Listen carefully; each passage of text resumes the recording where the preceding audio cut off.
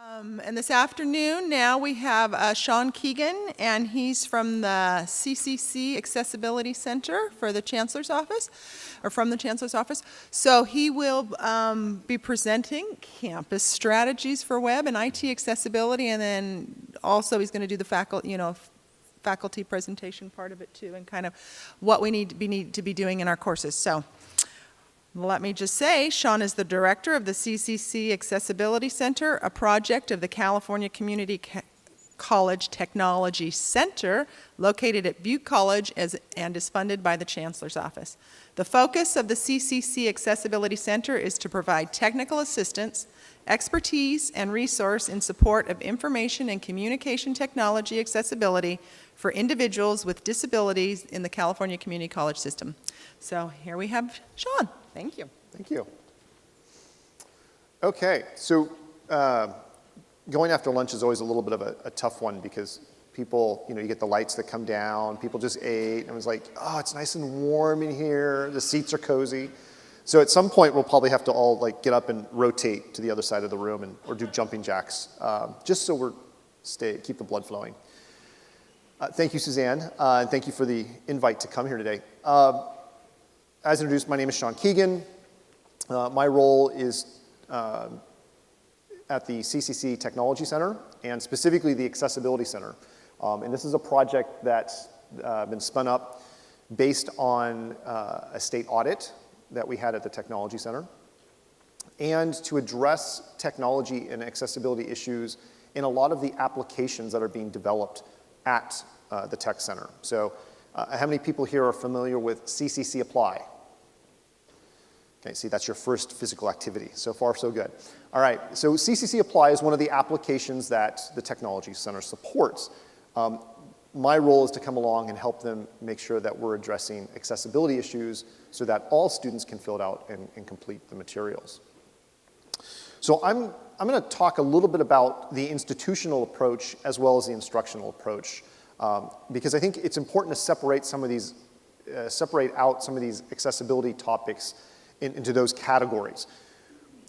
It's easy to kind of combine everything into one and say, how do we do all of this? But then you're trying to take on and eat an elephant all at once. And so sometimes it's helpful to say, okay, what's related to the institutional issues that we need to address?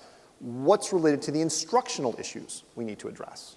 Okay, and kind of separate out roles and responsibilities in that regard. So I'm going to first start off talking a little bit about some institutional approaches that can be taken to help address web and IT accessibility across the campus as a whole. So some of this may not be completely relevant to what you're working on right now, particularly if your sole focus is just instruction. But think of it this way. You get to come home from this meeting and point your finger at someone and say, you need to get to work, right? It's always fun to delegate. So much fun to delegate. All right, so starting off. Oops. Almost spilled the beans there. So I have a number of institutions and organizations related to educational institutions listed up on the board behind me. Anybody have any idea what all of these colleges have in common, or universities or programs have in common? It's not something that you want. What's that? There's been some type of complaint related to accessibility or disability access, right? And this is like a drop in the bucket as to what's been happening over the last year. So some of these go back a few years. Some of these had pretty big cases. But there's, as of this past year, what year are we in right now? 2018? I'm still back in September of 2017. One of the things that's come up is there's an individual who was going around and filing OCR complaints at K-12 institutions. And she was doing this for about a year. She'd go to the website, do a couple of checks, file a OCR complaint. And after a while, OCR would have to get all these complaints, and they'd go out and take a look at the schools, and these are K-12, and be like, yeah, there's some problems here. And so there was a number of letters that came out from that. That individual decided, I think I've made my mark on the K-12 space. What's next? Higher ed, right? Higher ed. So this individual, since I think it was August, is her goal is 100 higher education institutions per month. And she's been doing this since August, or no, actually June.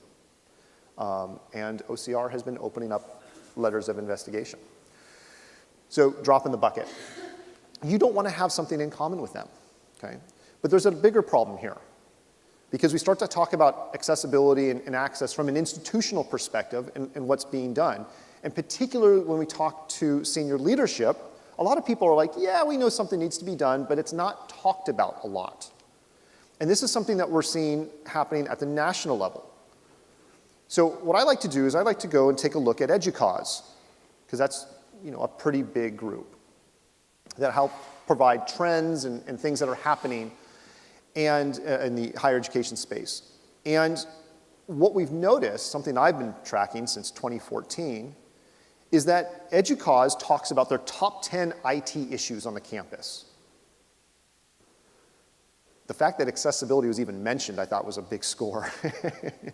And the reason I compare this to security is that a number of the things, from an institutional perspective, a number of the challenges, a number of the procedures, a number of the policies that we deal with from an IT security standpoint have parallels with IT accessibility. Right? In fact, you can almost take a look at a lot of these requirements specific to IT security and substitute in the word IT accessibility, and the document makes sense. Right? And so we took a look and said, okay, well, what's happening? What information is being communicated to educational leaders on this topic? And security is a huge topic. You see that all the time. Everyone's talking about it. Accessibility, not so much. Okay? And the value in 2014 that had 2 mentions of accessibility, both of those basically said faculty need to make sure their content's accessible. Okay, and then in 2016, it was 2016, it was repeated. Instructors need to make sure their content's accessible, which I think is a really great idea, and I think a lot of faculty are saying, great, how? How do we begin to how do we do this? So we're not even having that conversation yet at some of those, at those senior levels, because in many cases, the conversation is being dominated by another topic, routinely. Not that I'm against IT security. Super supportive of it. I don't think anybody wants their contact information, credit cards, social security, et cetera, to get out there in the wild. Although I'm sure many of us in here can remember back in the time when we were going to college, what was your college ID number? Your social security number, right? So part of me is like, that ship might have sailed. Anyway, this is something that to keep in mind, that when you're talking about some of these topics at the campus, think of it in the context of IT security and how that conversation's happening. Accessibility fits in there as well. The other part is, and I'm sure Guy probably talked about this, we've actually got some state laws around this stuff now. So we do need to be paying attention. So there's 5, and I cheat a little bit on this, there are 5 themes that colleges can really start to pull from to address this topic of IT accessibility from an institutional perspective, okay? And it's really simple and easy to remember, PPPoE. And there's a small joke in there for you computer science people, right? But really what we're looking at is, do you have a person? Is there some kind of policy? What kind of process do you have? This is where I cheat. What kind of process do you have for a grievance process, some type of feedback and complaint process? What type of process do you have for procurement? Right? So 2 kinds of process, but they're both process. What type of overview, technology audits are you running? Okay? And now that's something that can be applied both from an institutional perspective, from your websites, your internal web services, applications, as well as your instructional course content.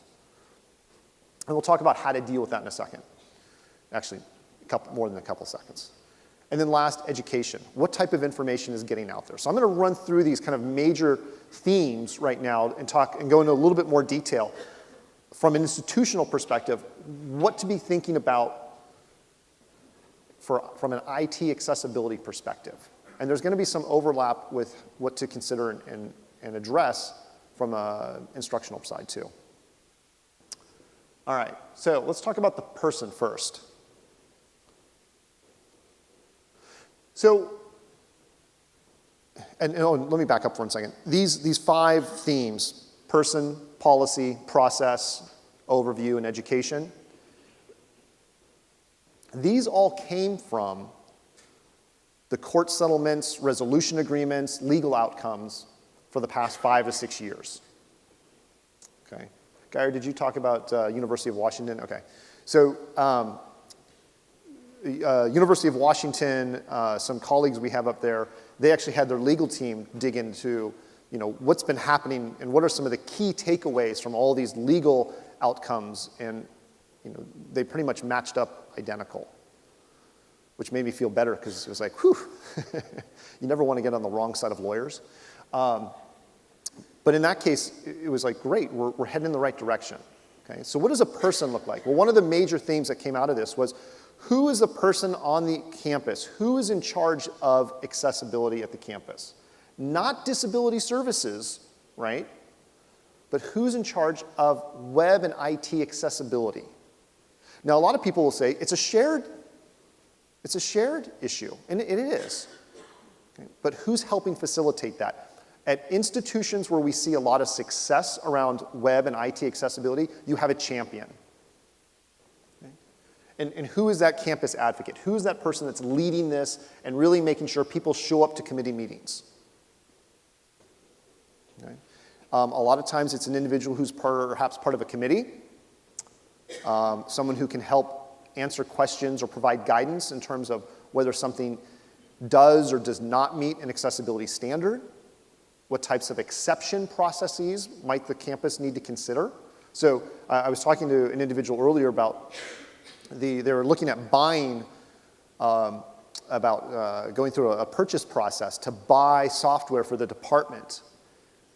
And they said, well, who's going to do all that testing? I said, well, that's a good question. Here's a couple strategies. And I said, have you involved your procurement office at all in this process? And they're like, well, no, we just buy it. I was like, you may want to have a conversation with them because they may be able to include language in the contract about accessibility. We'll talk about that in a second. But this is where a person can help drive that. So a person becomes a big deal. Policy. Everybody loves policy.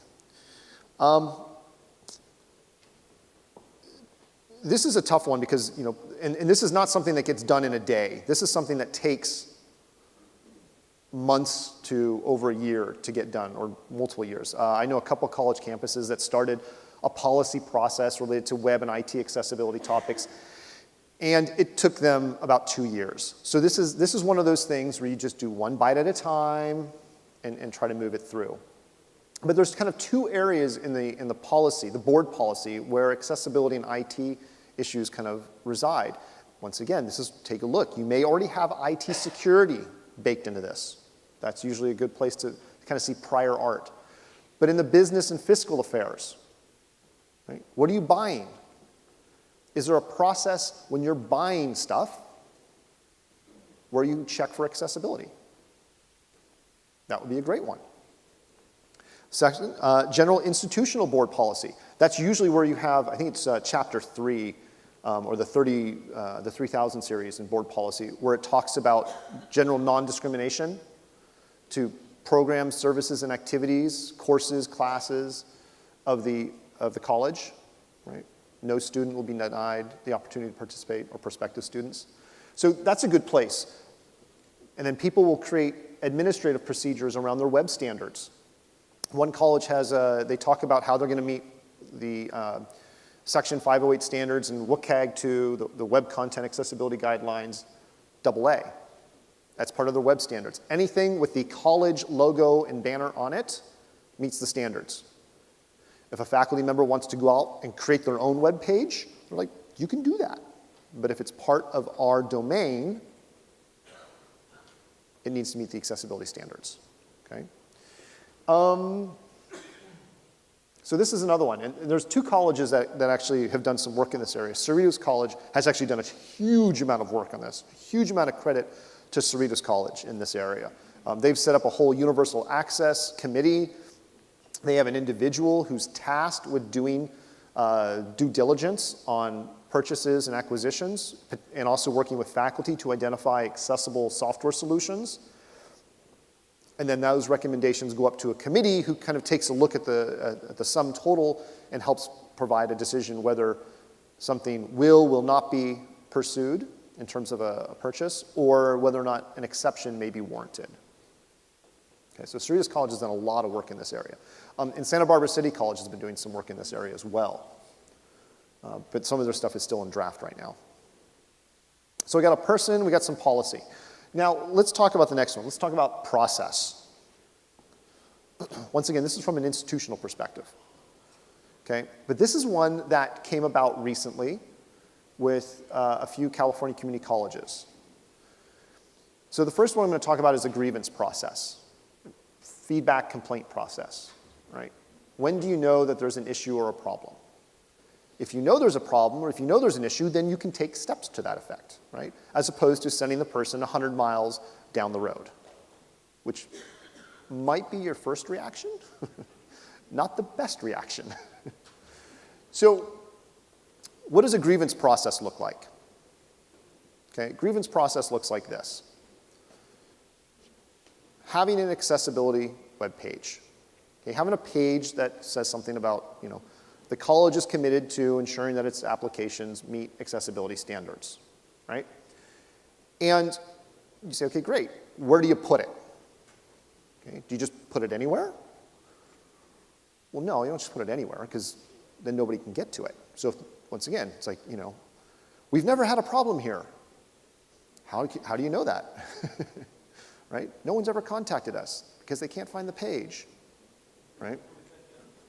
That problem. I've never had a blind student. I've never had a student with this. So what we've suggested, what we're starting to see now, and Santa Monica College is one example that we like to point to all the time, but there's other institutions that are doing this. Look in the footer. Put a link in the footer of the page.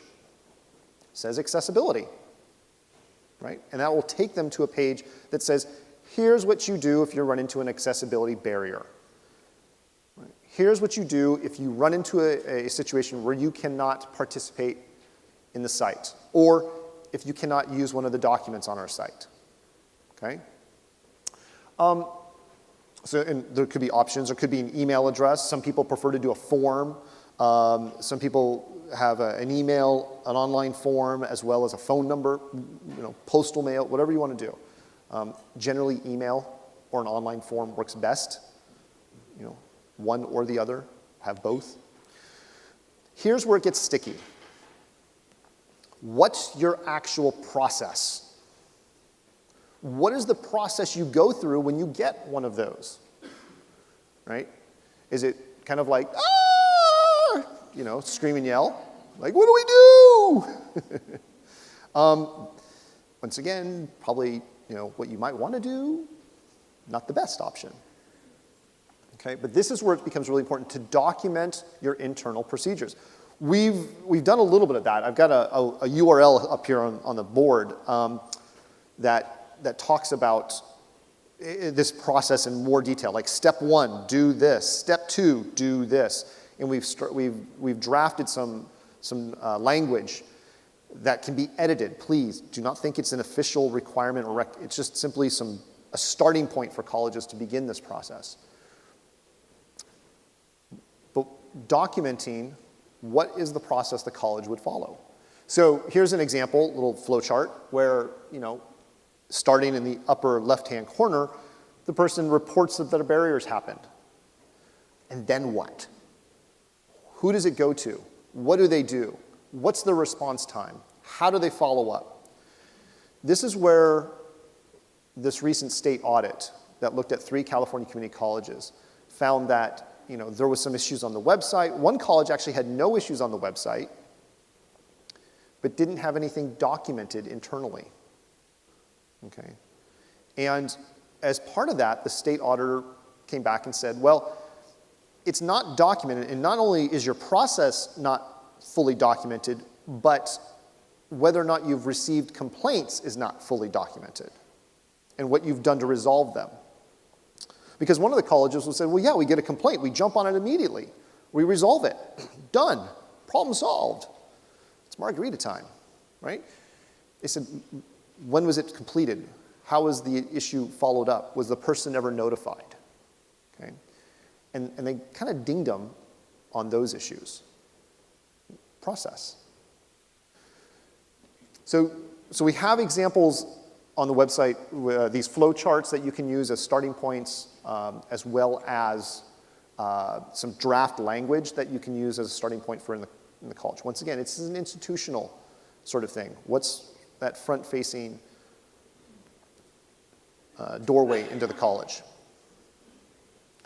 Okay, so, oops, too fast. The other type of process, remember I said there's two. The other type of process is procurement. What can you do in terms of buying things? This is where it gets to be a little bit more challenging, okay? What is the process by which information and communication technology on the campus is vetted? So my question is right now, what do you guys do right now? If you want to buy something, you just whip out the credit card and head over to Amazon?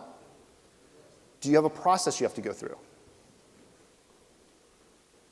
Go ahead, shout it out, I'll repeat it. Or not, if you don't want it to be repeated. Yes? I believe on the back of our purchase orders, there's a clause about accessibility when we buy easily accessible. Okay, so on the back of the purchase orders, there's a clause about accessibility. Another. I actually discovered recently, because I attended your presentation in San Jose last month, and we actually do have a board policy that says it needs to include language in the purchasing Okay. contract itself. So we went through a recent procurement. I worked with our purchasing manager to try to get the language into the contract, and the vendor came back and said no.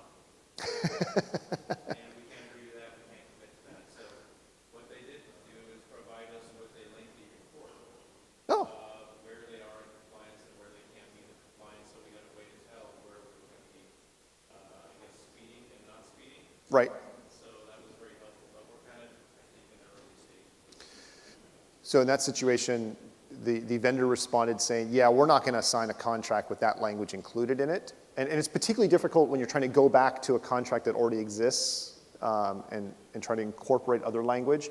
But in that situation, you actually got a report as to where they were right now and where they may be headed, which sometimes is actually more valuable. Right, so that's what we're trying to put an exception clause in there now as to how they would handle that. Exactly. Sometimes that can be even more valuable. One of the things that we're suggesting is kind of this kind of bullet point type process, which is as you begin, and it's challenging because I think a lot of colleges are in this gray area. They've got contracts, they're dealing with products, they're dealing with applications, services, and they are like, we need to do something about this. But we have another year or two left, we're not ready to make a change. What do we do? And it's going to take a little time. You can't do it all tomorrow. So one of the things that we've suggested is make sure you're informing vendors of your expected accessibility standard. Right? A lot of times vendors will say, well, we just had no idea. If they're in higher education, most likely they're lying because they've been banged on this for the last 8 to 10 years. But fair enough, give them the benefit of the doubt. So informing them of the expected accessibility standard is a starting point. Now this definitely works best in an RFP type situation, but this is where some colleges have stood up an accessibility web page and they point vendors to that as well with a little bit of information around for the vendors. Let's see, where am I at on that? Including a process to review a vendor's response. What are they looking, like, did the vendor come back and say, in that case, yeah, we're not signing that, right? Okay, you're not signing that, but then what, okay? Did they just flat out say no? Or did they turn around and say, we can't sign that because we know we have issues, so we'll give you a roadmap of where we are now, where we have outstanding issues, and where we're going to be in 6, 12 months. Now, if they say, we'll tell you where we are in 3 to 4 years, what? It's like, in that case, why don't you play the stock market for me too? It's just not realistic, right? But if they can say, look, we know where we have an issue, this is where we're headed next, great. That's actually helpful, okay? We've actually come up with some draft language around a statement of work. Now, some people have said, well, I can't change my contract language. Procurement said, absolutely not. We're not changing that. Consider incorporating some language into the statement of work. I've talked to a few procurement lawyers about this it was last year at CISOA, the Chief Information System Officer Association conference, and at another venue. And I said, if we're building accessibility language into our statement of work, and that's being bundled in as part of the contract, does that work? And the lawyers, procurement lawyers, were like, yeah, that's actually pretty good. So that might be another option if you can't change your boilerplate text language. The two other ones that come up oftentimes, and once again, this is sometimes that's necessary when you're doing more of a large-scale purchase, is ask the vendor for third-party documentation. Because oftentimes they'll say, oh, we have this VPAT. You're like, great. Who did it? Well, we got Mikey down in the mailroom, right? He once used a computer. That's not going to really help. A lot of these documents and templates, they tend to come through marketing. So we're asking for, do you have third-party verification? This is where it's similar to dealing with IT security. When you buy a product for your campus, and they say, does it meet X security standards? Most of the time, your CIO and senior administrators aren't going to be too happy with the response, sure it does, trust us, right? Because there's going to be severe pain and suffering when you finally find out that, oops, the password was 12345, right? So it's not out of character to think about this from an IT security model as well and say, okay, security has, I did it there. IT accessibility has accessibility standards. We have standards. Show us how you've met those standards, okay? And then last but not least, ask for a product demonstration. Guy had mentioned this before this morning. And one of the things, it's not an intent to trip up or screw up the vendor, but really it's an opportunity to say, show us how you'd use this product just from the keyboard. Or there's a free screen reader, NVDA on the Windows platform. There's one there's VoiceOver on the Mac.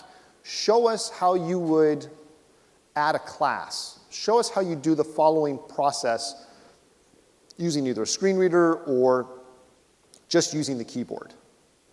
Okay, if they're truly been dealing with this accessibility issue, they'll have an answer for you.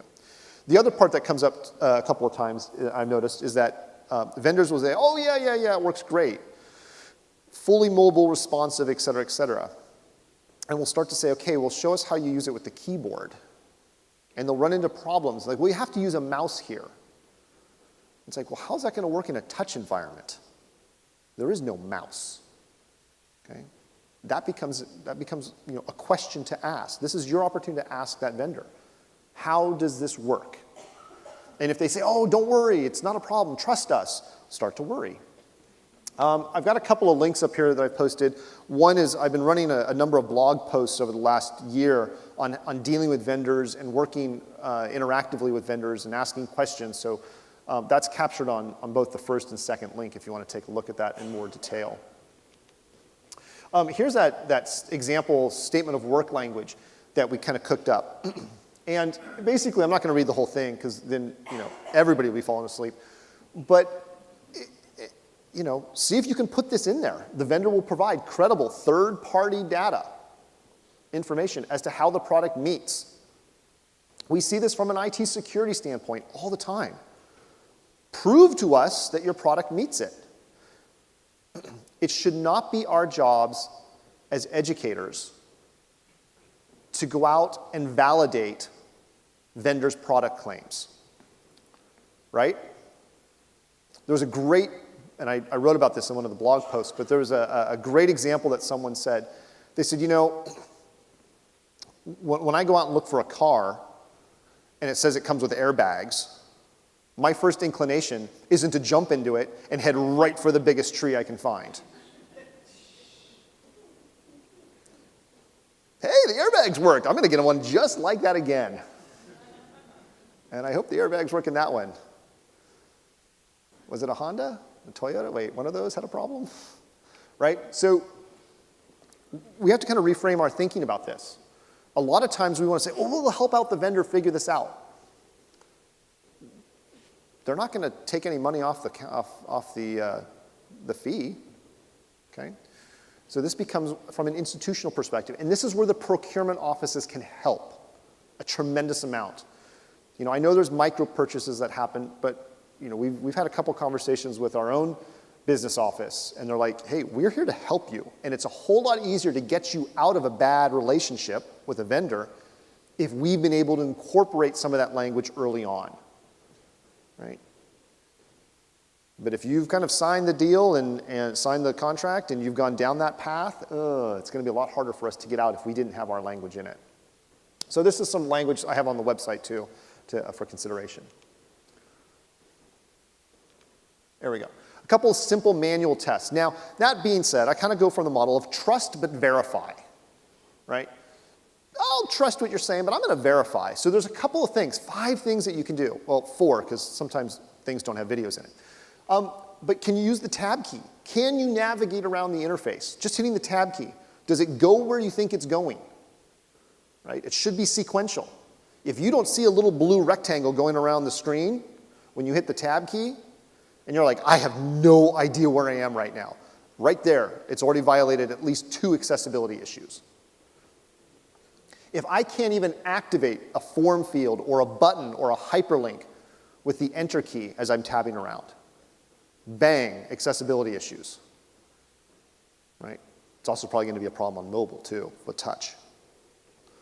Okay? Here's a real simple one. This one happens all the time. Form fields. So here's our second athletic exercise of the afternoon post-lunch. How many people know what a form field on a web page is? Oh, come on, seriously. I know all of you are on Amazon. Get up, come on. How many people are using form fields on a... Okay, thank you, a little better. So, here's a trick.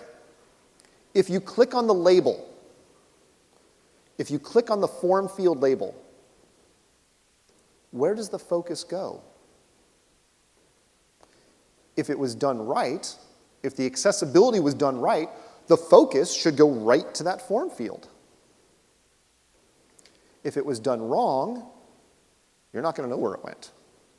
Worst case scenario, it goes to some other thing on the page. And then you have to explain to your spouse why you just ended up buying 75,000 pounds of cat food. Right? But I typed in a 0, or maybe it was a 1. I don't know how it got to be 75. Okay? Do your videos have captions? Right? Now, we've talked about this a little bit, and we've talked about auto captions and how things can turn. I want to show, how many people in here have seen the Jamaican hoax video? You got 1 person in the back. 2 people, come on, don't be shy. If everyone's seen it, I'm not going to show it, but if you haven't seen it, okay. So this was a couple years ago, but here's one of the things that comes up, videos, and I've been seeing this with vendors more and more often now, and they make an argument how close they are. Like, well, we're 85 to 90% accuracy, and studies show that most people only understand 60% of what is said. It's like, so we're way above the curve. Like, wait, what? I love that claim recently. The vendor's like, most people only understand. I'm like, you should have been in my calculus class back in the day. We only understand 10% of what was being said. And I actually liked calculus, so.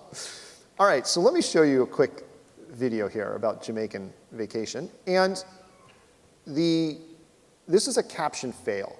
This is what happens when you try to use speech recognition in an automatic way.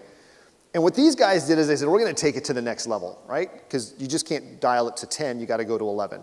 So what they did is they did automatic speech recognition through Google, and then they took that and they read that script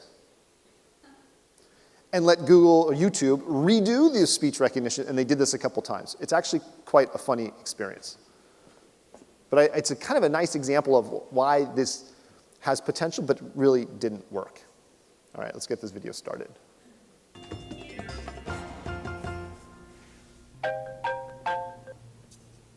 Hello? Hey man, how's your Jamaican vacation going? Oh yeah, it's great. This is like definitely the best Jamaican vacation ever. You on the beach?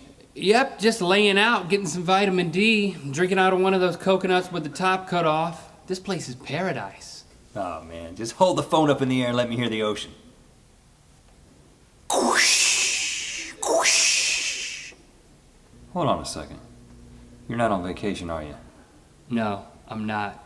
I just needed some time alone. I mean, we work together constantly. I needed some me time. You gotta be kidding me. You faked a freaking vacation just to be alone? What else was I supposed to do? Wait a second, I can hear you. Are you actually in the building?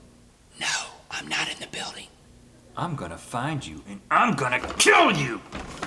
You'll never find me. Where are you? Well, I'm definitely not on the same hall as you. Ha! I found you! What are you thinking? I would never lie to you about a fake Jamaican vacation. Oh yeah? Well, what about that time you wrecked my El Camino and told me that a Kesha impersonator had carjacked you and ran into a pole in the Panda Express parking lot? That's different. I was taking a lot of pain medication for my herniated disc and my judgment was clouded. Well, what are you gonna do about it? I'm gonna take this fist right here and punch you in the face! You wouldn't dare. Let's do that again.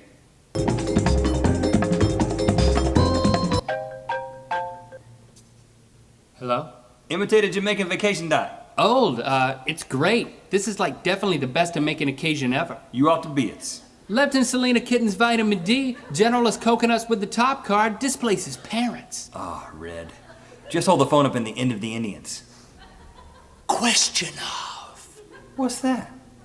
You know they can generate. No, Net Disney's anti-male. I mean, we work together, Costelli, and he doesn't need time. You gotta be kidding me. Do you think if we can make, I should just be alone? What else was I supposed to do? Wednesday. He does that. I think you're you. Inventing the building? And Unsealing Kale! Hanky, Where are? downstream at the College U. How about it? Or Caroline, you about 3 to make implication. On the Elmo, what about the time you read Malcolm? You know, to me, that a cash impersonator cardiac UN ran into a Pauline and Expert parking lot. That's different. I was taking a lot of indication. Argued, disconnected, flat. What are you gonna do about it? Undertake. This describes fractionally touch. You wanna get? Does it again. One more time. Hello? Imitated you may give a case about? All the late disability, but then we did, you know. You armies? Letters a week, it was immediate. Generalist coconuts with top cop, displaces pets. There. Just hold off on community needs. Student. What's that? You know the generator? Noting that Disney's anti-male and you will work together to stop the NTSB track. You gotta be. Do you think it receiving cages beyond? Well, those are supposed to do. Where they are taking you out of there. And stately KO. Kinky. Well? Gastritis. Cat. Off balance. Or Caroline, you're about to make imitation. All male model, what about the time you read Malcolm? You don't need any cash. Impersonator cardiac UN ran into an appalling expired parking lot. That's different technology indication. Argued, disconnected, acts. Witty and all that? Undertake this discourse actually types. You'll forget. There's a big hit.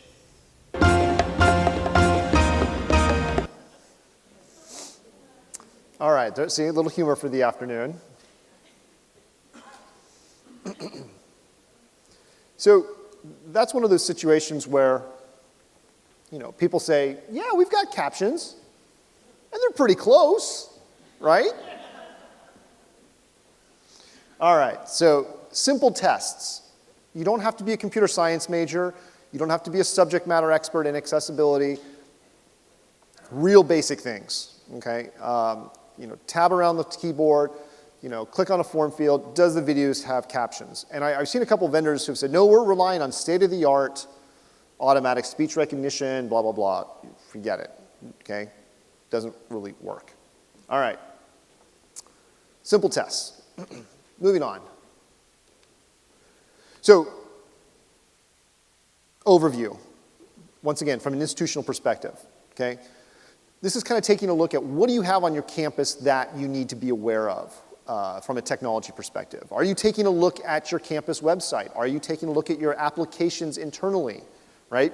Are you taking a look at library applications? Okay? So where are you? And that's a question. Okay? What is the state of the college in terms of its web and IT accessibility infrastructure from an accessibility perspective?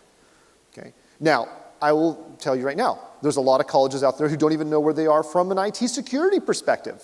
And the Tech Center has a whole security center that will come out and do penetration testing. They'll check for key logging. They'll check for password issues. So they have a whole series of tests that they can run to help a college understand where they're at. We're starting that process as well. We have a couple of free tools that the colleges can take a look at and say, hey, is my web page good or bad from an institutional side? We'll work on the instructional stuff here in a second. Okay? But it's a starting point to understand where are we right now and where do we need to be concerned about, right? Areas to focus, okay? Where do you have student engagements? Where do you have student transactional situations happening, okay? How do you get on your Wi-Fi network? So most people, when they get on the Wi-Fi network, and I know you guys have a public one here. It's fantastic, by the way. I've been using it. But you go up, you turn on your Wi-Fi, and it props up as a little splash page with a button. It says, click on it. Now, I didn't do any accessibility testing on that. I'm going to leave someone try that simple test to do it on there. But if that page is not accessible, someone using our assistive technology would hit it and be like, I can't get on the Wi-Fi now. Right? So they can't even begin to enjoy some of the benefits through the public Wi-Fi environment. So that's when we say, what are some of those areas to focus? Counseling, financial aid. Okay? If financial aid is sending out notifications and information on the website about, hey, here's all these resources, sign up here, and the sign-up form is not accessible, that becomes a problem. Okay? So I know we oftentimes focus on the instructional side of the house. There's also a big part of this on the institutional side of the house that needs some thought and attention. What are some of the resources that the public utilizes? This is where a lot of those complaints have been originating from.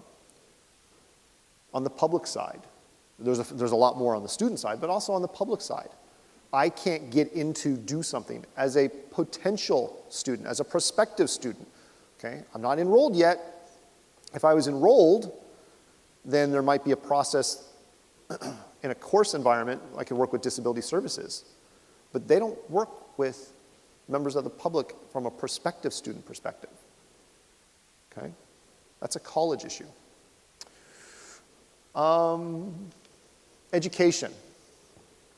Okay. What type of information and training is available at the college level for staff, for faculty, for administrators on IT accessibility topics? Well, let's say IT security as well, but we're here to talk about accessibility because I'm here, not Jeff. Jeff's the guy in charge of security, right? But what type of education is available for faculty, staff, administrators on IT accessibility topics? How to procure something? What do I incorporate and what do I include on my syllabus? Okay. How do I make my Word documents accessible? How do I make my PDFs accessible? So those become questions like what's that education and training opportunity that happens? Okay. So I'm going to pause there for a second. So those are kind of like the 5 key theme areas that we recommend colleges start to take a look at from an institutional perspective. Right? PPPOE, person, policy, process, 2 types, grievance, procurement, technology overview, what's your overview of where you're at right now, and then education. What type of education and training is made available to the campus? Questions on those? Great. So we think, what, next week it'll all be done? Right? It takes time. It takes time. Not doing anything will create even more time. and Geyer and I have a colleague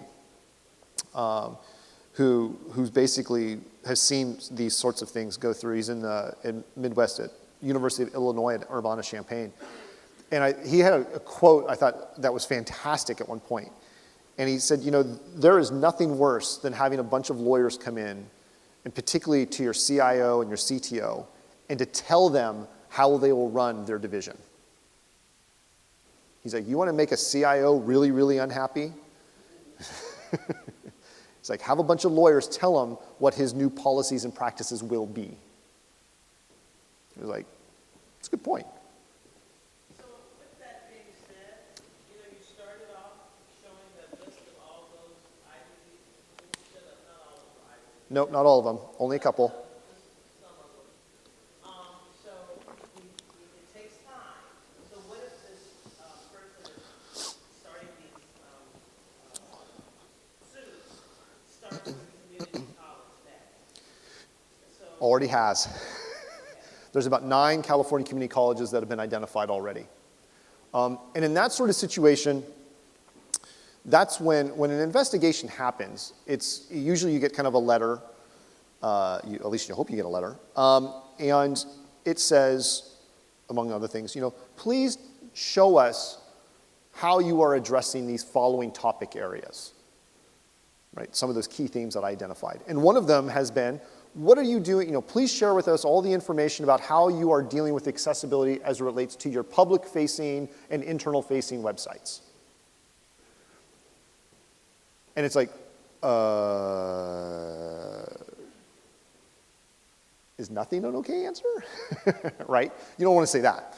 And so it becomes that if you can demonstrate that, yes, we are taking steps, we have been active in the process, we are dealing with this issue, then this issue, then this issue. Here's how we are moving forward. And that's why I list these 5 areas for colleges to be cognizant of. Policy takes time. It takes time. But if you can say, look, we are meeting on a regular basis, we have moved this process through, here's what it looks like. Oftentimes what they'll say is, okay. They may say, we recommend a change to that, but it's a different conversation than saying, okay, it's clear you're not doing anything. We will tell you how you will now handle this situation. I'm asking from an instructional part, but maybe I can wait to get to that part. Good, hold that part, yep. And I do want to point out, though, that we've actually seen a couple of now the person who's filing these OCR letters, they're really just looking at the public-facing website. They're not taking classes necessarily, right? So that's something to keep in mind. They're not taking classes. They're not signing up for classes and doing that. This is someone who's kind of taking a look at the front-facing website and saying, oh, there's a problem, oh, there's a problem, 98 more times. And trying to put the college on notice. So yes, on the instructional side, we'll talk about that. One of the things that's come out of all those colleges and those resolution agreements and consent decrees and legal outcomes has been training. And in some cases, it's mandatory faculty training, which I know everybody loves. Think like the sexual harassment training, think like, you know, that type of training you go through every couple of years. That's basically what they mandated. If you do anything online, if you do anything with either the website or instructional content online, you are now mandated to go through training. I think it was every 2 years as well. And it was like, you know, you could just hear the chorus of glee coming from the academic senate, right? We've all been there. So Yeah. A question up in the back. I think there was a question up in the back.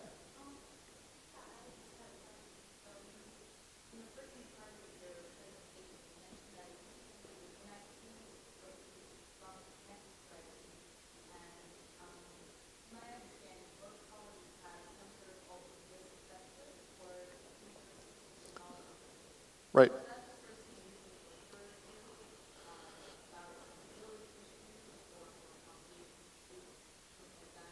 Right.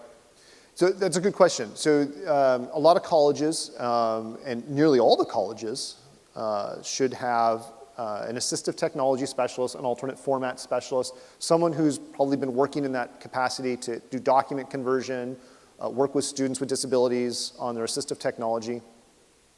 Those positions, majority of the time, are funded from disability services. I have seen a couple of examples where it's a shared position. It's 50% IT, 50% disability services. And so what the college does in that situation is that 50% of their time that they're in IT, they are working on some of these technology issues at a campus level, right? But I want to keep in mind, this is an institutional issue. Disability services is categorically funded the way it is. The money that is dedicated to disability services is for students enrolled, okay, in those courses. We're talking about individuals who are prospective students, members of the public, potentially other faculty and staff. And so I have seen colleges say, well, we have someone in charge of that. And it's like, yeah, they're working in disability services. There's nobody on the IT side of the house that has any familiarity with what's going on. And there's another part that I think that's really important about this. There is a completely different world in IT versus disability services, right? IT usually is thinking 3, 6, 12, 18 months down the road in terms of technology adoption, what they need to do. They're all about that medium to long range planning. Disability services is all about how do I fix the immediate problem in front of me. And so this is a situation I ran into at one point. I was at an institution. Half the college was adopting Google Apps. I was in disability services. Guess when I found out about it? After it had happened. And then it was like, we've got to do something about this, right? And we must have had about a dozen meetings of people running around going, the room is on fire. So going back to the person, you can absolutely have someone, and a lot of colleges have a partnership with disability services, like a person's half and half. When I'm talking about a person, I'm actually saying, who's someone in charge of this at the campus, right?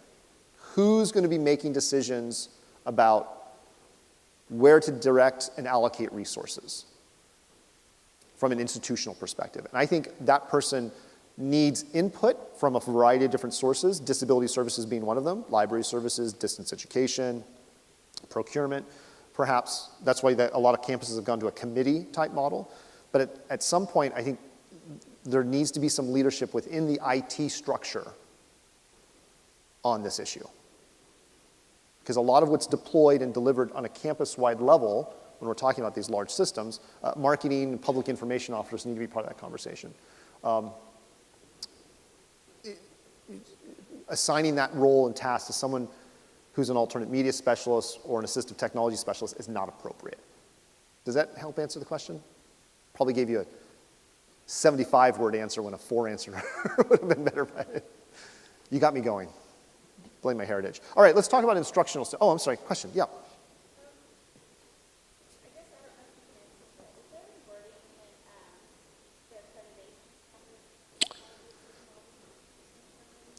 Great question. Is there any wording in the accreditation standards around accessibility? Not definitively. There's a couple of us that have looked at that and tried to figure out. It's gray. So you can argue that, because it talks about, I think in I can't remember the exact section, but it does talk about student resources and their opportunity to participate and their opportunity to engage in the campus resources, I mean, that's an example right there, right? But it's not a direct link to say, is your technology infrastructure meeting XYZ standards? Nothing like that yet. Because that would be really cool to link it to accreditation. All right, let's talk about instructional accessibility. And please keep asking questions as we go through. So one of the things I like to talk about, Canvas. Canvas is a great place to start from an accessibility perspective, okay? You want to create content? Create it in Canvas, okay? A lot of faculty I've spoken to over the time, they're like, yeah, I do everything in PDF. And I'm like, that's cool. It's a lot more work, and it's hard to edit it later, right? Why don't you just put it in Canvas? And we've gone through it a couple times, and they're kind of like, well, actually, I don't know. Why don't I put it in Canvas? I don't know. It's just something they've gotten used to. So I suggest, reframing the conversation when they talk about PDF accessibility or document accessibility is, why not just use Canvas to dump your content into? Okay? HTML is a wonderfully accessible format. That being said, Geir talked a little bit earlier about Word documents and PowerPoint documents. There's a feature in both Word and PowerPoint now called the accessibility checker, right? And if you're running through those documents and you're like, hey, I want to make sure my document works, you can use the accessibility checker. And it will kind of go through your whole document. Oh, here's a problem. Oh, here's a problem. Oh, here's a problem. And then you can fix it right then and there. In fact, I don't want to say it's laziness. Maybe it's efficiency. Potato, potato. But I've gotten to the point when I'm doing Word documents, I don't even bother with accessibility. I just run the checker afterwards. Because it will tell me if I have a problem with my headings. It'll tell me if I have a problem with my images. It'll tell me where I have some errors. And I can just fix it right then and there. Okay? Now, good document authoring practices are important. I try to follow them, and I would say to you, yes, you should use good document authoring practices. And then there's the reality when we're in a rush. And you leave the document halfway, and you're like, wait, where did I leave off? The accessibility checker is a really nice way to do that. And it helps ensure the PDFs meet accessibility requirements, right? So somebody was asking about, okay, what do I do with PDFs? And Geir said, oh, Sean's got lots of resources. So I say, step one, avoid them. Step two, see step one, right? You can make PDFs accessible. Don't get me wrong. And there's some people that will argue with me vehemently about the fact that, PDFs are a perfectly accessible format. Great, lovely, wonderful. I don't have $10,000 worth of software to use to try and all the time in the world. I'm interested in document creation. I'm interested in reaching students, right? So what do we got that works? And there are some very legitimate cases for using PDF. I get that. So I'm not opposed to that. But it's not going to be easy, okay? Now, we do have a couple of resources at the Accessibility Center that we make available for instructional designers, for web and marketing, for people in communication, where they're kind of dealing with PDFs on a regular basis. It's a tool called Equidocs, and if you want to know more about it, I would say take a look at our videos and webinars page, where it kind of walks you through the process.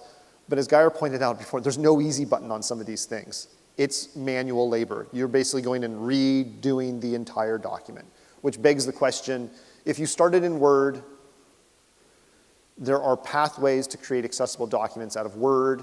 You can use Word and go to PDF. So what I want to show really quickly, and Geir had mentioned this earlier, is something called from Portland Community College. Is this coming through? Let's go up one more. There we go.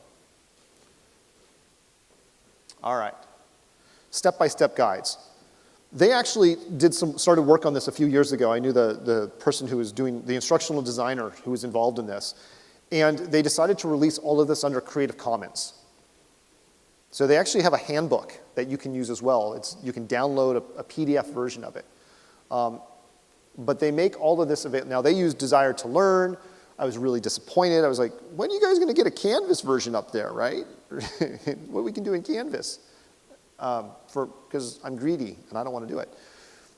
But they've really walked through a lot of these examples of how do you address accessibility. And because it was all under Creative Commons, I was like, hey, can we use this? Sure. It's like all you had to say. So give me an example. Let's talk about Word. Actually, let's find something else. What's one that somebody wants to choose? PowerPoint. All right. Oh, we can do math next.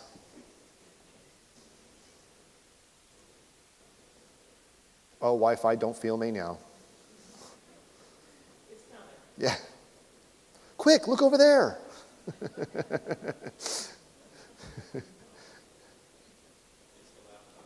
It's the laptop. Oh, come on now.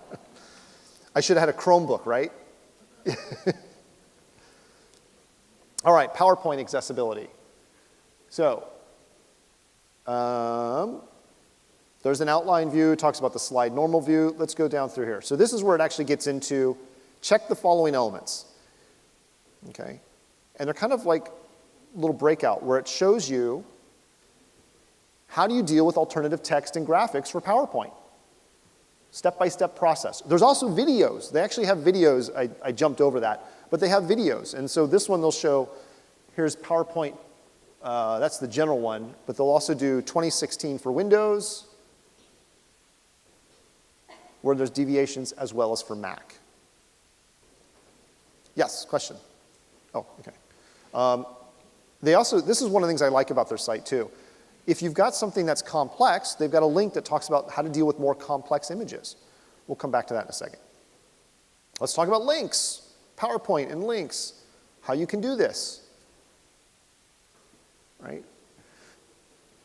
So I encourage people to take a look at this Portland Community College because, I've looked at this a couple times and like, wow, we could do something like this. And it's like, well, they've actually done a really, really good job. And they're keeping it updated on a regular basis, right? So I encourage people to take a look at this because it's a very step-by-step process. All right, any other one that people want to take a look at? Math and science, that's right.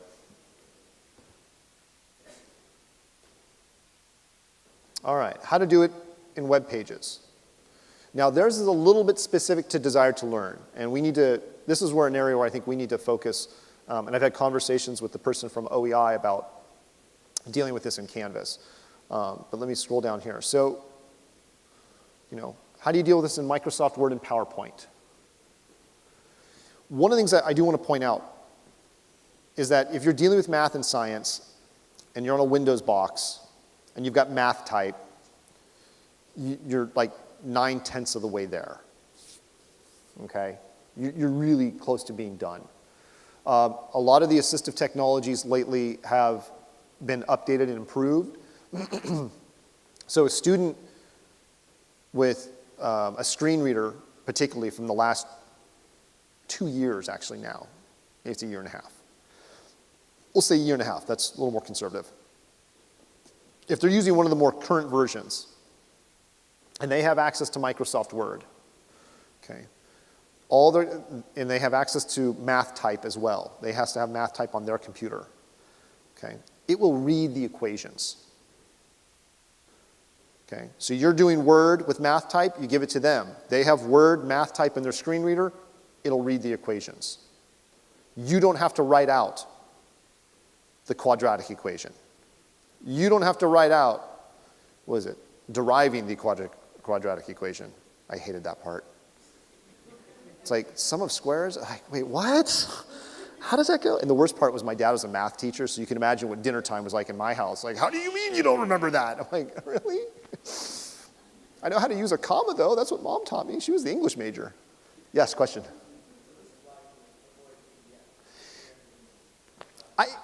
Yeah, and I have a love-hate relationship with PDF because I've been dealing with PDF accessibility for as long as I've been doing this job. And I've gotten to the point I get why people are using PDF. Doing math and science in PDF is tough. Like you can do it, but you don't want to. So yeah, it's like, why make life harder, right? And the other part of this is a lot of times, working, and particularly working with faculty, they'll say, I'm struggling with making this work. It's like, well, if you really want to make the PDF, you can make the PDF, but then here's the accessible one. Word, MathType, and so on. For those of you that are on the Mac, yeah, it's a little bit of a problem right now. You can go to HTML. VoiceOver, the screen reader on Mac, loves MathML. MathML works great on a web page. Okay? And one of the things you can do with MathType in Word is you can save it out as an HTML page, and VoiceOver would read that. So what I've seen some faculty do is they've just saved it as HTML, and they've posted that in their download. And it also works, MathType works in pages. Someone just said we can convert a page to a Word Yep. document, so you can do it that way. And you can do it that way, exactly. So there's a bunch of notes in here. There's information about graphing, math, science tests, what to do, what not to do. Some information about LaTeX if you want to read more about how blind students deal with math and LaTeX. So I'm going to talk about text descriptions here in a moment. So let me flip back here to this.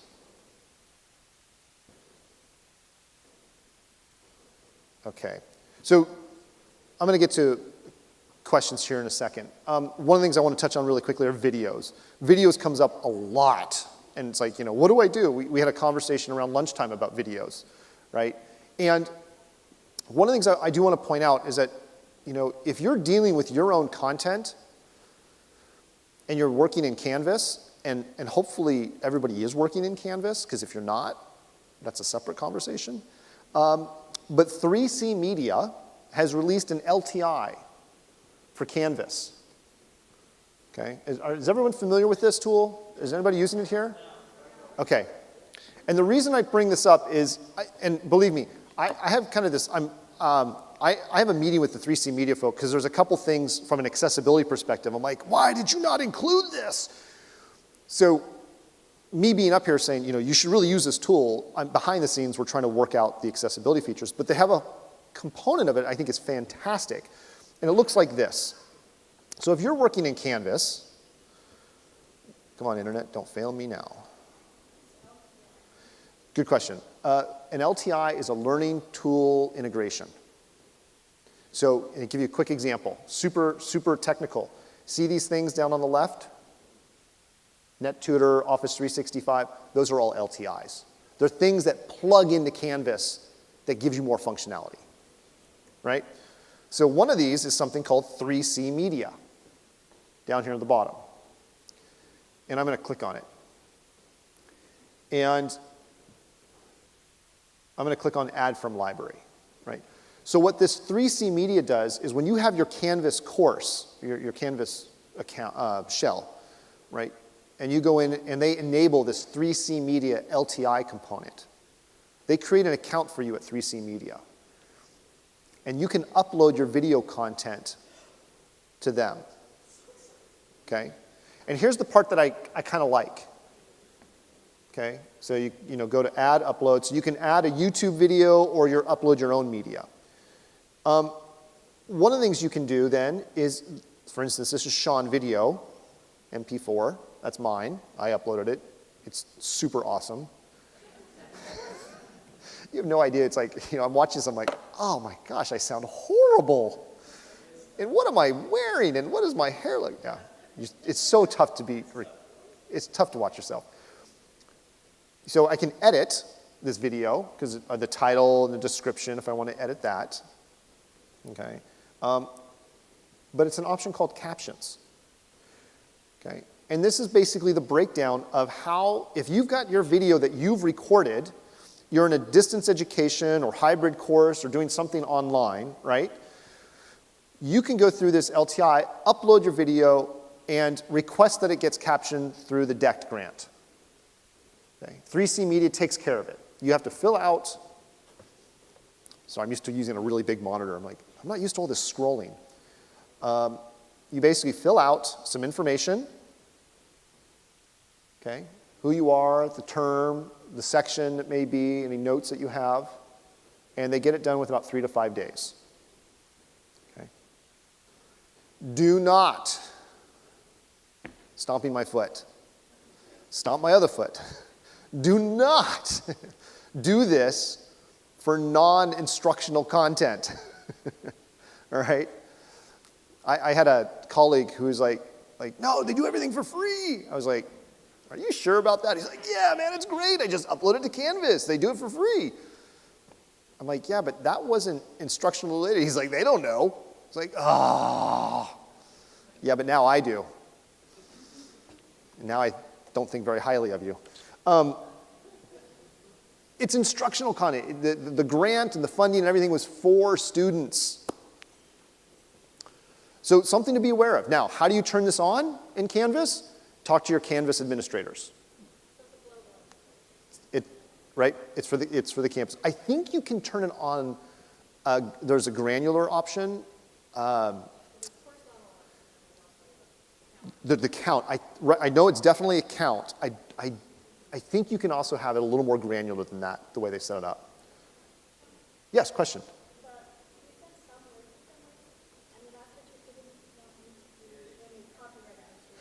Exactly.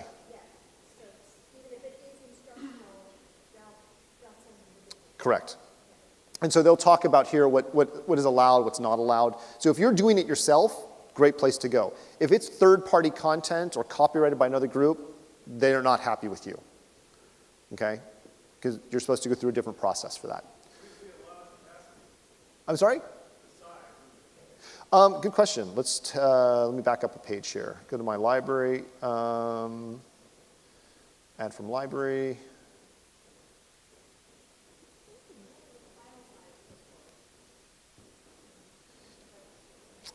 So they have not set. The largest I uploaded, it was a couple hundred megs. It was pretty compressed. It was still HD. But I did compress the video down, and I want to say it was like 300 or 400 megs through this interface. But I think you run into the bigger issues. You run into the Canvas settings about how big of a file you can upload. This was a sub account they created, so I don't know what my limit is on this. Okay. When you upload it to YouTube, the video quality is not as great, so you get a caption, but when you're trying to zoom in, it shows you, so I guess it likes it doesn't help. Right. But for a low vision student, it could. When you upload to YouTube, it helps to do the bit rate is a huge part of that. So not to get into too much on the technical side, bit rate is a big part of that, as is, it's always better to try and do your video at larger and then let it come down than doing something small and making it go up. And so, but bit rate is a big part of that. And so what I found when using something like Snagit or Camtasia, I found that I do my recordings as big as I can get it, and then, upload it from there. And it's sometimes my files, going to YouTube, sometimes my files are a gig. And it's pretty big. And then I delete it off my computer because it's, but, that file size will actually render pretty well there. Now, what you can do then, so going back, so once you've uploaded your content into the library, I put together this quick page. So, here's an example of one of my YouTube videos in a page, and the way it works is something like this. There's going to be an external tool, it looks like a V, and there's a 3C Media icon. And basically, so I'm just working in the pages part of it, just creating content, because, it was either that or PDF. And it will show me all of the files that I have in my library, and I can just choose to insert it, and then it will drop it right in. Correct. It's stored at 3C Media. Actually, one is stored at 3C Media, the other is at YouTube. So what I've done in my library is I'm using Canvas now to manage my content. through the 3C Media app.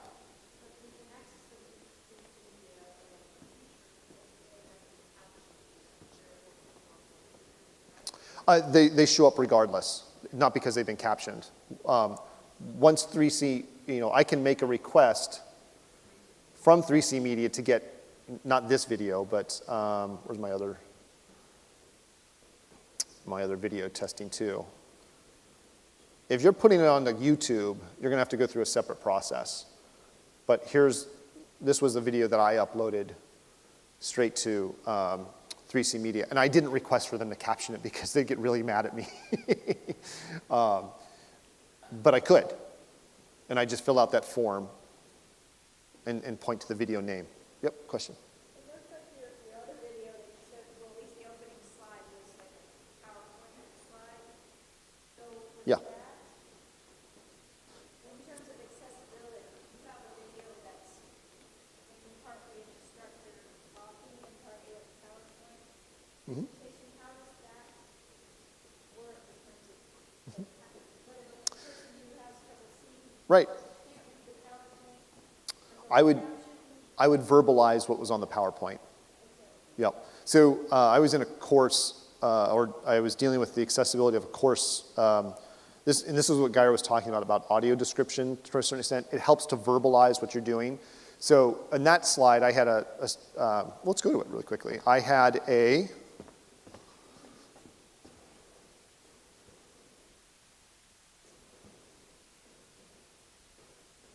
we go. I had a slide. And so what I would probably do is call this, the name of this video is Equidox Introductory Topics Training Session, right? And when you watch this video, I start off by saying, welcome to today's presentation, and I read the slide title name, right? That's sufficient. I was involved in a course on artificial intelligence a couple years ago and dealing with the accessibility of it. And it was really challenging because the faculty member that was doing this was basically kind of doing everything on a whiteboard. And they were like, 15, well, the videos were anywhere from 10 minutes to 25 minutes long. And he was just doing this stuff on a whiteboard, talking about, well, this is how the nodes work and the communication between nodes, and this is how you derive this and this. But he used a lot of, as you can see, this over here, that over there, and how the two talk to each other. And he's drawing the whole time. It was like, we worked with him a little bit to the extent we could. We actually came up with a separate solution for that. But one of the things we kept trying to work with him is on, as you're trying to do this, or as you're doing a PowerPoint slide, you make sure you're incorporating what is on the slide as part of the verbal presentation, right? So you don't have to read it bullet point, bullet point, bullet point, bullet point, bullet point, bullet point, but incorporate those bullet points into the verbal presentation. That works.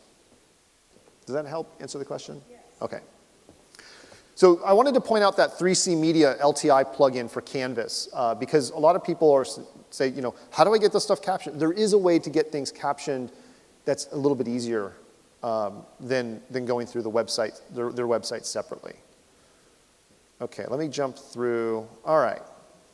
So one of the things that we've launched recently is something called the CCC Accessibility Center Help Desk. And we get a lot of questions on the help desk. We get a lot of questions about, and we thought we were going to get technical questions like, how do I make my Word document accessible? We're like, yeah, we got that nailed. And instead we got other questions like, hey, I want to use a bunch of diagrams in my kinesiology course. Anybody here teach kinesiology or anatomy, physiology? Woohoo! All right, those are my majors. Strange where life takes you. And so we'll get questions like this saying, the whole point of the picture is to show you what the knee looks like. How do I describe all of that? Right? How do I describe the knee joint? Right? So for you anatomy majors or kinesiology faculty, what view is this?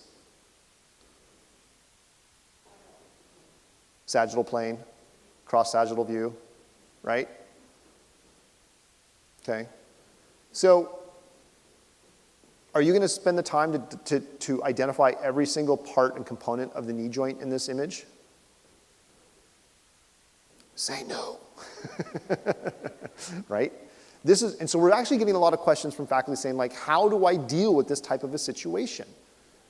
Right? And the response is, be succinct. And the rule of thumb I have is, you're talking to someone on the telephone. What would you describe to them this picture? How would you describe to them this picture?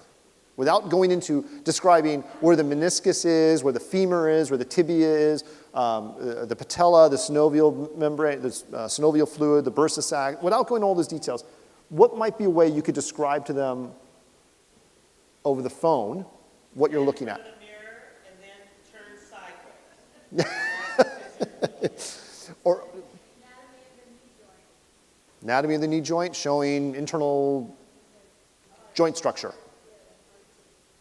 Yeah. Okay.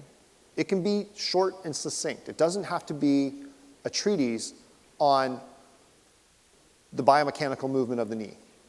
Why the patella is important. Hint, it is important. Right? So this is something that we were kind of surprised at when we started this help desk, which is available. I'll put a link up to it in a second. But we're getting a lot of questions like this. I think the next question will be like, okay, now how do I add the text description? But the question that we're starting to come in is, how do I address this issue? Right? How do I address this issue? Anybody else want to take a chance at how would you describe this? All right, let me give you a different question. This is another one that came up at lunch. What are the accessibility compliance requirements for optional learning documents posted in Canvas? Okay. In this case, someone wrote in basically saying, to the help desk saying that, I teach face-to-face.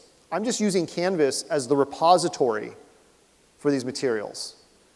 And what I thought was great was they're like, I'm expecting students to print this all out, so do I really need to make this accessible? I was like, really? You think students still print this stuff out? You ever there's this thing called a tablet? All right, so what do you guys think? Don't be shy. Don't be bashful, be brave. How would you address this? What do you think would be a response to this? Exactly. If they allowed food in here, I'd throw a candy bar your way. Right? If it's going online, if you're creating it, okay, we need to meet those accessibility requirements. The other part of this that kind of maybe go a little head scratch was, there's an assumption here. Huge assumption. Right?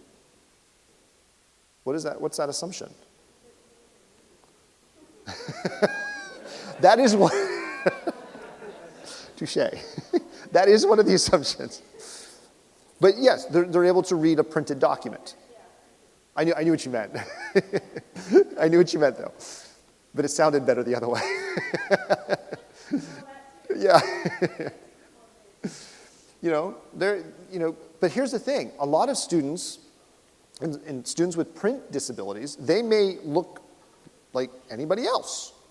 They may present like they don't have any disability issues. They may have some type of print-based disability. The electronic document is going to work 1,000 times better for them, right? And they're able to participate and engage with everybody else, okay? So in terms of, hey, I'm teaching face-to-face, but I'm posting things online, yeah, still got to do the accessibility part. This is another one that came up. I'm an online instructor teaching a STEM class. How do I include accessibility? Sure. No. The whole thing about if it's optional, but if you're posting it anyway, it's accessible, that seems to go back to what happened in the earlier discussion.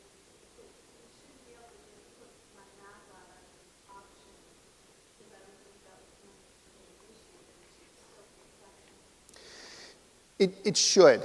and this is one of those challenges we run into, something like My Math Lab, or Alex and such. There are components of those courses that are accessible, right? And so if you're using those components, then fine.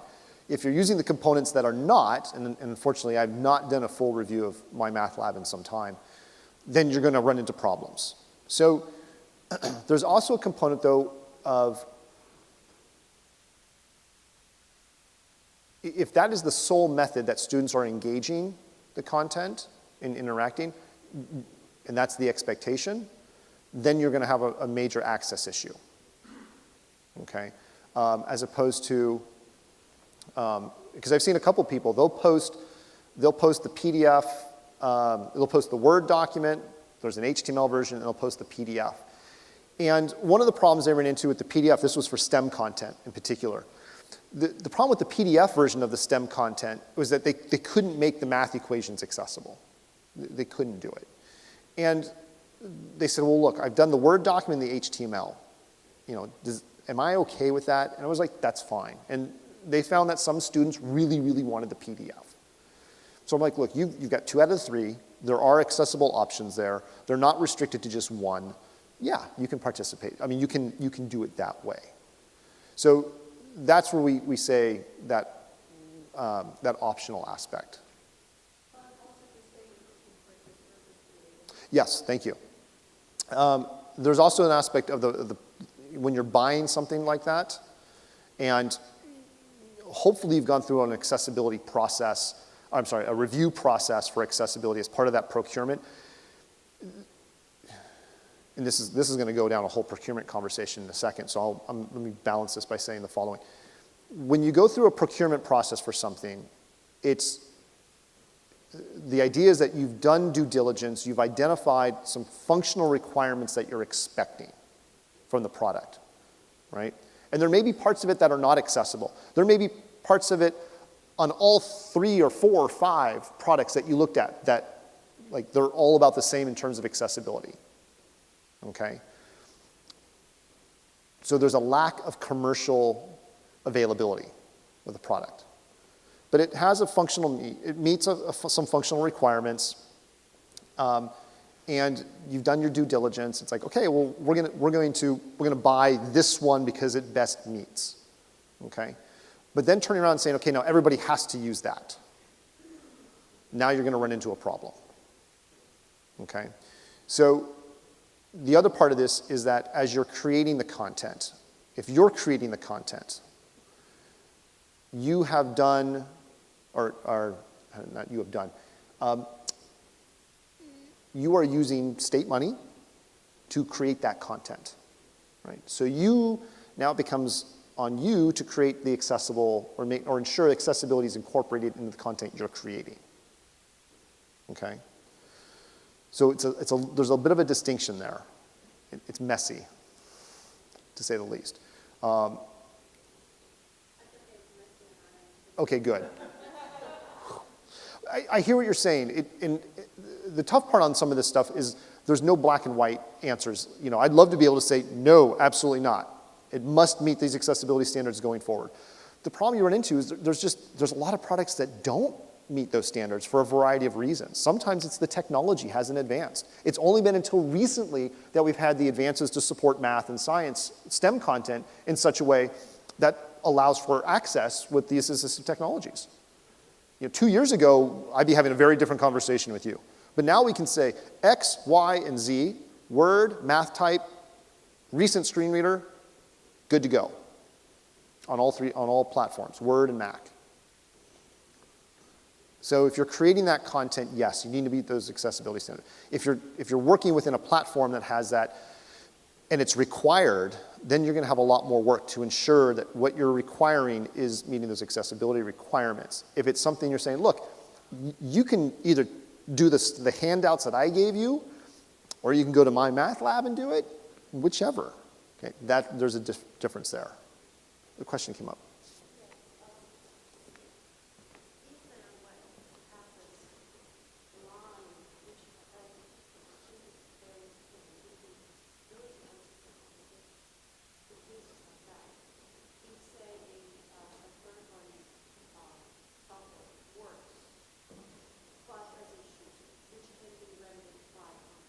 Yeah. or do we have to have a vendor sort of target that has to be 100% accessible, and only then we have the right or No, no, no. there to offer it? Otherwise, you cut off There's a good question. Yes. the resources, the technology that works for, I don't know, 90, Right. 95, I don't know what percentages, but you just ignore the rest of things to make sure that this segment of population is not Right. against them discriminating and they are. Well, I don't buy that argument, actually, because it's also one of those things that we're serving a very diverse population of students, first and foremost. So that's the first part of it, very diverse population of students. Some things are going to work better for some versus others. Where the difference comes in, if you're relying on the accommodation exclusively and ignoring the access part. That's the distinction that I make. And so you're right, it is a bit of a thin line, but it's hard to say it's this, now it's that. It's a continuum because you're going to have different students with different abilities, different capabilities. Example, I was working with a couple of students who were well, technically blind, but had minimal amount of vision, but legally they were blind. One student was like, dude, all I just need you to do is blow it up.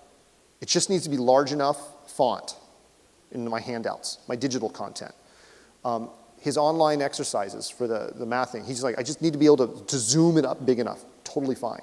The other student, almost the same level of blindness, wanted everything in Braille. Right. And so that's where I say but it's a continuum in terms of the students that you're interacting with. So where it becomes a problem, in my opinion, is if the response is, we're just going to let disability services, we're just going to accommodate that whole thing and not go through a process to identify accessibility and what is or is not accessible, that's where you run into a real major problem with a lot of these systems. Does that help, though? Okay. But that means that for example, on a blind, fully online course, I, as a math instructor, have to fully rely on a software like Mathab or Math or WebAssign or whatever. If even then having the issues, then I say I can't do this. I think there's an assumption there that you have to use that platform. No. Right. But there's going to be some platforms that are better than others, right? There are absolutely going to be platforms that are better than others. One of those platforms in terms of the learning management system itself is Canvas. That definitely does a better job in terms of that shell than others. Now, if you're turning around and saying, okay, wait a minute, we need something that's going to manage, I need something with a library of mathematical equations, and I need to have a test and quizzing functionality going on like that. Okay, now you're heading down a different path. And once again, there's no perfect system. There isn't. Will we get to have one? Maybe, but not likely anytime soon. So I think the aspect comes down to is identifying the system that is the most accessible, right? And then it's a matter of working with individual students and saying, okay, if for a reason of disability you're not able to participate and engage, then how do we rely on accommodation? Give me another example of this. It's not differential equations. Dealing with three-dimensional graph or three-dimensional shapes and trying to come up with, mathematical. There we go, perfect. Multivariable calculus. So if you're dealing with, how do you make that accessible, right? Type in the equation, look what you get. It's like, in some cases, I was joking with a math friend of mine, I'm like, well, technically, isn't the equation the description for what it looks like, right? I'm like, because, technically speaking, that's the description of the graph. And they thought it was humorously funny and then not funny at the same time. So in that situation, it is entirely likely a student who's blind or visually impaired would say, look, I need some accommodation to this. I can read the math equation. I can solve this stuff.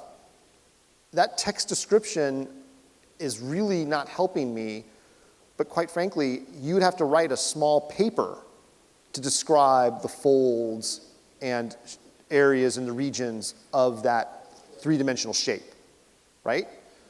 That's where accommodation comes in. But if you are exclusively relying on accommodation to handle your access issues, that's when you run into a problem. All right, so we're getting pretty close to the big hand and the little hand. So a couple of other resources. @ONE has a 4-week course on creating accessible course content. They go through different weeks. There's different hands-on exercises. The High Tech Center Training, I put their link up there. Geyer does a lot of in-person trainings. Highly recommended.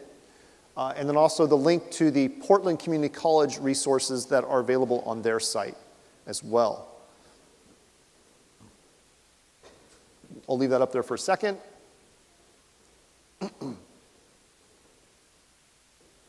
And then last but not least, there's also ways that you can get a hold of us. I'll wait another second. I see people madly scribbling. Scribble faster. You know, it's funny. I see people holding up cell phones and taking pictures. It's like, gosh, how did we ever live without cell phones without cameras on them, right? Back when they first came out, you're like, how silly. Now it's like, how could you not live? Yep. We offer the creating accessible course content here through Runaway. Okay. Do they see you about that? They go on our Runaway. Okay. So that 4-week course is offered here. And it's on LearnerWeb. LearnerWeb. And then last but not least, check out our website, cccccessibility.org. We have an email address, accessibility@cccnext.net if you have questions. We have a LinkedIn page that we're posting weekly different topics around online accessibility issues, IT accessibility issues, things that are happening in the field. And one of the things that you can get from our website, as well as that help desk that I mentioned before, which I'll just kind of throw up the page here in a second. It's linked off of our main page. Oops, I completely screwed this up.